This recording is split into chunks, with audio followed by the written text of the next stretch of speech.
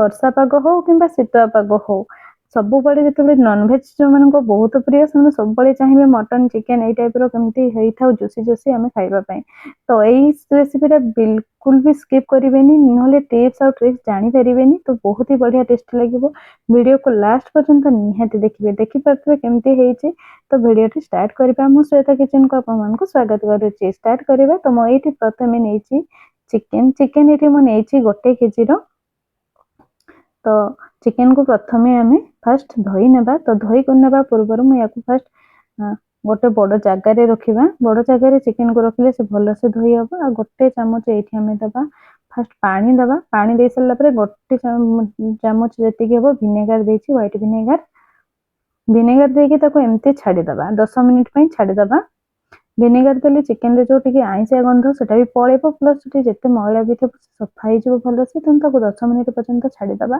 से भितर आम मसला रेडी करना मसला रेडी नहीं 4टी गोटा रसुण पियाज नहीं अदा नहीं 1.5 इंच रसुण 6टी नहीं अदा मोर 1.5 इंच नहीं तो समस्त भल से धोई नेला काटी नबा ये धोई सारा देखो धोई सारा ही कट करेंगे कट कर सारापर आ धोबेनि धोई सारापर ही कट करेंगे आमती पियाज को पतला पतला काटे एवं मसला किसी पेशी नेबा तो रसुण अदा को पेशी नेबा प्रथम किसी रसुण मुझे रखीदे से पर मु कहबी से रसुण को आम कौन करवा तो अदा रसुण टिके राग चिकेन टे राग ना भल लगे तो ये सुखा लंका नहीं बहुत ही बढ़िया लगे तो बिना पानी रे प्रथम दरदरा पेशिबा देखो तो बिना पानी रे फास्ट मु पेशी थी तो एमती ही से रहिबो 2-3 थर करके पेशिले से ये टाइप रहिबो पुणी अल्प टिके पानी देछि 2 चामच रु 3 चामच भितर पानी देबा अल्प बेसी पानी देबानी पुणी पेशी नेबा एठी मो पेशी नेला परे मु देखौछि देखि पारथु ए टाइप रहिबो तो एठी आ टिके किछि प्याज पकै देबा अल्प ही प्याज पकेबा बेसी नुह अल्प प्याज पकेबा अल्प प्याज पके सारा पर ही आउ थे पेशी नेबा या 2 चामच ही पानी देछि बहुत पानी देकी पेशीबेनी देखो ये टाइप रहा मसला ये रेडी हो गला अदा रसुण प्याज बटाटा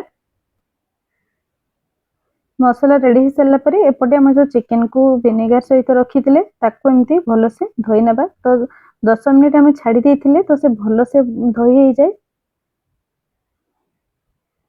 ये देखिपे एमती ही गोटे गोटे वाश करने चिकेन को सब बड़े खाइबा पूर्व भल से धोइबे रोषे करबा पूर्व चिकेन किंबा मटन तब भल से सब वाश करके ही रोषे करेंगे तो ये मु चिकेन को गोटे गोटे करके धोई नौचे गोटे प्लेट रे रखी नौचे रखी सारापर देखिपे पुणी आउ 4 ରୁ 5 थर मु भल से धोई नहीं भिनेगार रखी सारापर आउ थे या 5 थर कम से कम धोई ने भल से धोई सारापर एबे मेरिनेट करवा हलदी पाउडर दबा हाफ चामच लुण दबा ये लुण मु गोटे चामच देछि बहुत लुण देबेनी प्रथम स्टार्टिंग रु कम लुण ही देबे लेंबू पकेबा लेंबू हाफ लेंबू नहीं मंजी देबेनी मंजी देले से पिता लगे तो मंजी बाहर थे भी बाहर करदे मंजी बिल्कुल भी गड़ेबेनी हाथ रे एमती भल से चिकेन को गड़ेबा चामच यूज करें हाथ में गड़े से लुण और हलदी मिक्सटा चिकेन रे भल से कट हम तेणु मुझे भल से गड़े नौची गड़ेला कवर करके छाड़ीदबा एठी मैं बड़ कड़ईटी नहीं कड़ई गरम हो सारापर सोरिष तेल देवी सोरिष तेल को भल से गरम करेंगे कंचा रही सोरिष तेल को आम ये भल से धुआं है पर्यंत गरम करवा बहुत धुआं नुह हल्का जमी धुआं हो आसो से पर्यंत गरम करवा तो ये देखिपे तेल भी टे हल्का हल्का धुआं आसीगला तो ये आम देदेबा तेजपत्र गोटे तेजपत्र देली तेजपत्र दे सारापर ये आम बटन आम जो काटिकी रखी पियाज पियाज को देदेबा पियाज जिते भी काटी सब देदेबा आम आ पियाज को मोटा काटेनि एमती पतला पतला लंबा लंबा ही काटे भाजी नबा पियाज को लाल है पर्यंत एपट सेपट कर भल से भाजी नबा ଏଠି ଦେଖିପାରୁଥିବେ ପିଆଜ ଆମର ଲାଲ ହେଇଗଲାଣି। ତ ବହୁତ ଲାଲ କରିବାନି, ନହେଲେ ସେ ପୋଡ଼ିଯିବ, ତ ତରକାରୀର ଟେଷ୍ଟ ଭଲ ଲାଗିବନି। ତ ପିଆଜ ଏମିତି ଲାଲ ହେଲା ପର୍ଯ୍ୟନ୍ତ ସିମ୍ କରିଦେବେ ଗ୍ୟାସକୁ, ହାଇ ଫ୍ଲେମ୍ରେ ସେ ଜଳିଯିବ। ତ କିଛି ପିଆଜ ଭଜା ମୁଁ ଏପଟେ ବାହାର କରିନେଉଛି, ଦେଖିପାରୁଥିବେ ବାହାର କରୁଛି କିଛି ଭଜା, ଯୋଉଟା ଆମେ ନେକ୍ସଟ ରେସିପିରେ ମୁଁ ଏବେ ହିଁ କହିବି ଲାଷ୍ଟରେ ତାକୁ କ'ଣ କରିବା। ତ ତାକୁ ବାହାର କରିକି ଗୋଟେ ପ୍ଲେଟ୍ କିମ୍ବା ଗିନାରେ ରଖିନେବେ। ତ ଦେଖିପାରୁଥିବେ ଆମ ପିଆଜର କଲର ଏଇ ଟାଇପର ହେଇଛି। ତ ୟାକୁ ଅଧିକା ଭାଜିଲେ ସେ ପୋଡ଼ିଯିବ, ଆଉ ପୋଡ଼ିଲେ ମସଲା କଷିଲେ ଚିକେନର ତରକାରୀ ବିଲକୁଲ ବି ଭଲ ଲାଗିବନି। ତ ଏମିତି ହିଁ ଲାଲ ଭାଜିବେ, ଆଉ ଯେତେବେଳେ ପୋଡ଼ି ଯାଉଥିବ ଦେଖିବେ ସେତେବେଳେ ଗ୍ୟାସକୁ ଏକଦମ ସିମ୍ କରିଦେବେ, ହାଇ ଫ୍ଲେମ୍ରେ ଭାଜିବେନି। ଏଇଠି ଆମର ପିଆଜ ଭଜା ହେଇଯାଇଛି। ତାପରେ ଏବେ ଏଠି ଆମେ ଯୋଉ ମସଲା ବି ରେଡି କରିଥିଲେ ତାକୁ ବି ଦେଇଦେବା।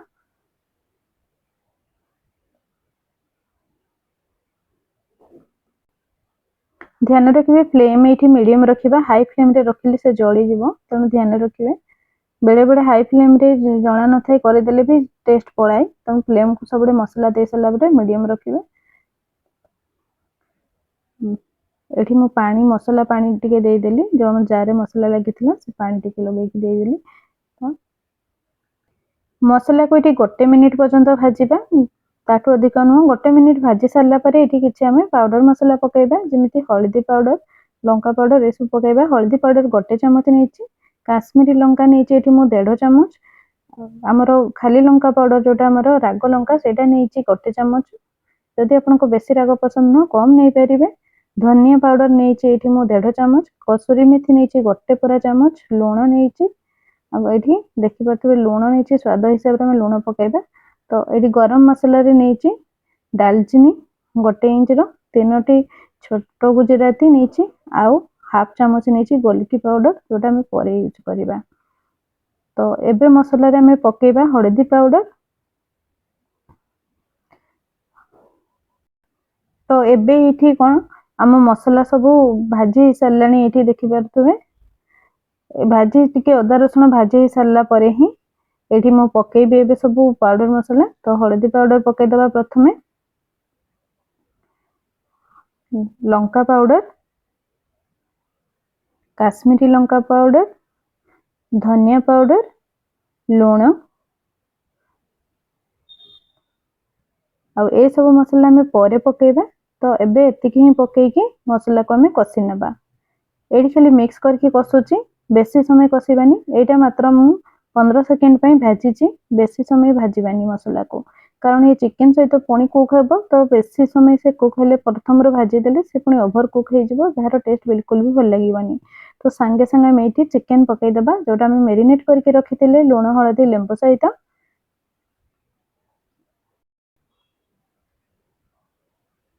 ଚିକେନକୁ ମସଲା ସହିତ ପୁଣି ମିକ୍ସ କରିନେବା। ଦେଖିପାରୁଥିବେ ଭଲସେ ମିକ୍ସ କରିଦେବା। ଚିକେନକୁ ଏଠି ମୁଁ ଭଲସେ ଭାଜି ନେଉଛି, ଫ୍ଲେମ୍କୁ ମିଡିୟମ ରଖିଛି। ଆଉ ଏଠି ଦେଖିପାରୁଥିବେ ଚିକେନ ଭଲସେ ମିକ୍ସ ହେଇଗଲାଣି। ଆଉ ୟାକୁ ଏବେ ଆମେ କଭର କରିଦେବା। କଭର କରିକି କିଛି ସମୟ ଆମେ ତାକୁ କୁକ୍ କରିବା, 10 ମିନିଟ୍ ପର୍ଯ୍ୟନ୍ତ ମିଡିୟମ ଫ୍ଲେମ୍ରେ ଆମେ କଭର କରିଦେବା ୟାକୁ।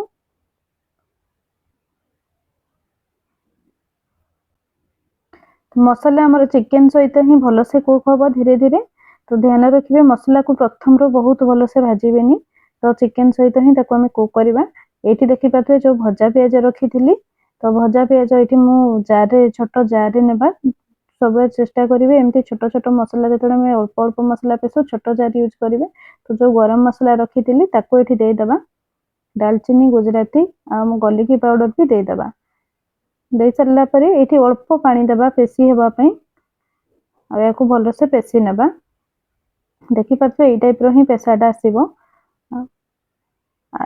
ଯଦି ଭଲସେ ଦରଦରା ଏମିତି ଆଉ ଟିକେ ରହୁଛି ତାହେଲେ ଆଉ ଟିକେ ପାଣି ଦେଇକି ପେଶି ପାରିବେ, କିନ୍ତୁ ଏମିତି ହିଁ ପେଷ୍ଟ ବନେଇବେ। ଏଇଠି ଆମର ପେଷ୍ଟ ରେଡି ହେଇଛି, ଟିକେ ଟିକେ ହାଲକା ହାଲକା ଦରଦରା ସେ ରହିବ। ତ ୟାକୁ ଆମେ ପରେ ୟୁଜ କରିବା, ତ ସାଇଡରେ ରଖିଦେବା। ଆଉ ଏପଟେ ବି ଆମର ଯୋଉ ଚିକେନ କଭର କରିକି ରଖିଥିଲେ ତାକୁ ବି କଭର ହଟେଇ ଦେଇଛି ମୁଁ।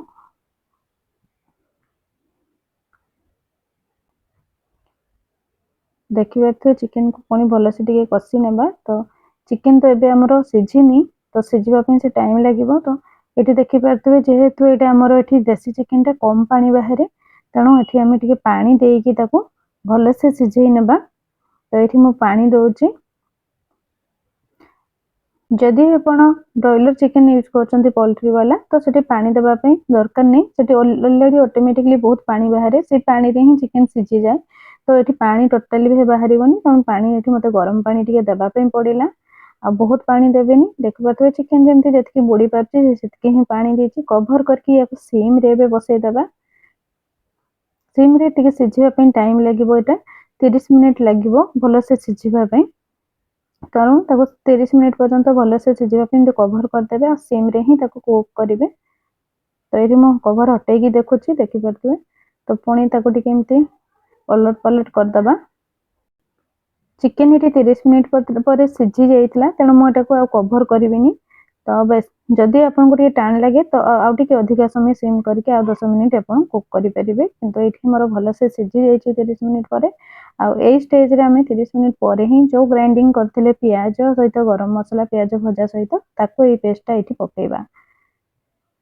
एबे पकेइले ही ता टेस्ट जो वासना बहुत ही भल आस्ताय, प्रथम रो याको पकेइबेनी। चिकन भल से सिझी सारिला परे ही मु पकेइछि, 30 मिनिट परे ही मु एटा याको पकेइछि। मसला दे सारला परे पुणी ताको मिक्स करनबा, एमती घांटी नेबा टिके। आ देखु तो पारथिबे हमर चिकन रे बे पानी अंश भी कमी आसिलानी। तो आ टिके भलो से पूरा ड्राई होला पर्यंत हमें भाजी नेबा चिकन को।